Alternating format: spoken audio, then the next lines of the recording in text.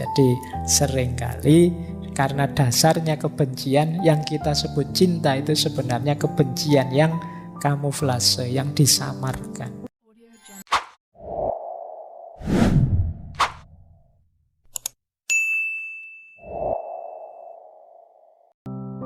Ada dua alat yang menarik yang dipakai manusia untuk menangkap atau menyikapi nilai. Yang pertama sikap cinta, yang kedua sikap benci. Sikap cinta ini menarik, kata Seller, karena begitu kita mendekati sesuatu dengan cinta, itu biasanya kita naikkan level nilainya. Sebaliknya, ketika kita membenci sesuatu, sebenarnya kita sedang menurunkan levelnya, level nilainya. Jadi cinta dan kebencian itu sebenarnya urusan kita menaikkan level nilainya atau menurunkan level nilainya. Jadi arahnya ke sana. Untuk memahami nilai orang melakukan cinta. Cinta itu tindakan positif menghadirkan nilai positif. Dan cinta membuat nilai rendah jadi tinggi. Misalnya saya dapat surat dari mantan misalnya. Surat itu kan barang fisik, nilainya rendah, materi. Tapi karena dari yang saya cintai, itu kan terus suratnya saya sayang ditaruh di bawah bantal. Zaman dulu kan begitu. Terus sekarang kan tidak ada surat-suratan kayak gini, adanya WA-WA-an. Nah, barangnya hanya kertas biasa. Tapi sekarang dia jadi bernilai. Nilainya meningkat jauh. Itu kalau kamu buang ke tempat sampah, kita bisa bertarung itu. Terus kamu bilang, "Alah Pak, cuma kertas saja." Loh, jangan dilihat kertasnya. Dilihat itu dari siapa dan sebesar apa nilainya buatku. Nah, jadi pendekatan cinta menaikkan level. Tapi pendekatan benci sebaliknya menurunkan level. Ini loh, ada surat dari mantanmu yang kemarin ninggal kamu, kawin sama orang lain. Buang saja, sobek saja, buang ke tempat sampah saja. Nah, beda. Penyikapan benci dengan penyikapan cinta, orientasinya beda sudah. Jadi dalam diri kita ada dua alat itu. Kita ingin menaikkan level nilai atau menurunkan level nilai, itu tergantung dua komponen ini, cinta dan kebencian. Ini ada kalimat menarik. Kata Seller, dalam moralitas kebencian, orang itu kalau moralnya moral benci, bahkan ketika dia bilang cinta untuk yang kecil, yang miskin, yang lemah, yang tertindas, kadang-kadang itu sebenarnya kebencian. Untuk kebencian yang terselubung atau kecemburuan yang ditekan atau dorongan untuk menyingkirkan dan seterusnya yang ditujukan pada fenomena yang berlawanan.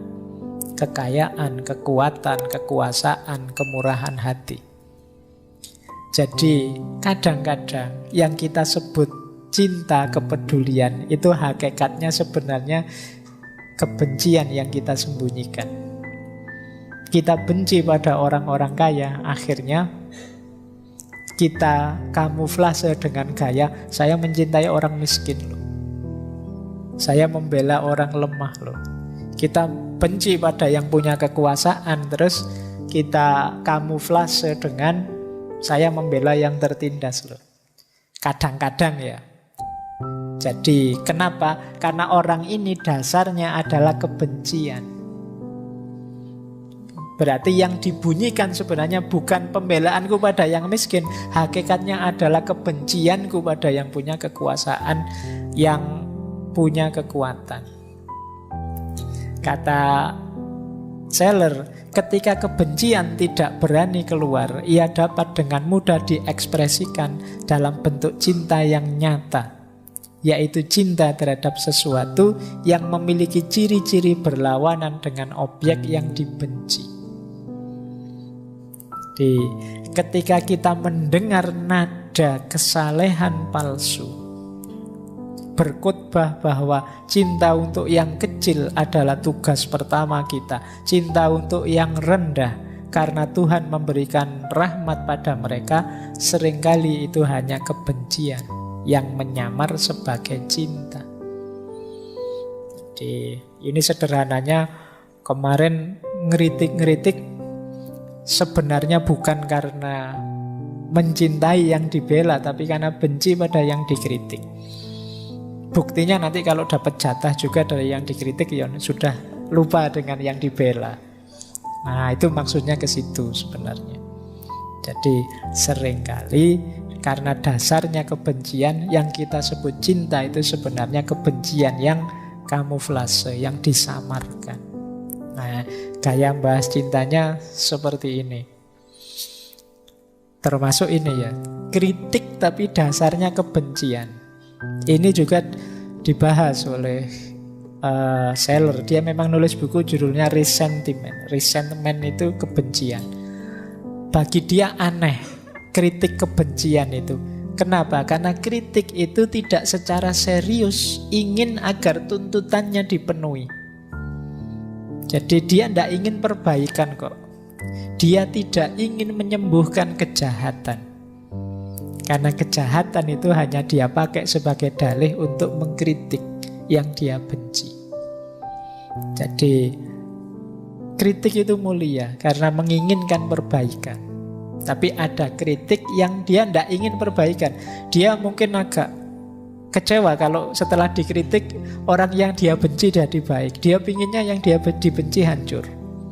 Ini namanya kritik kebencian. Dia tidak menginginkan perbaikan. Dia tidak ingin menyembuhkan kejahatan. Yang dia ingin hancurnya yang dia benci. Maka mungkin kalau ada perbaikan dia malah kecewa. Dia inginnya jangan ada perbaikan, biar yang saya benci ini jelek terus. Ini namanya kritik kebencian.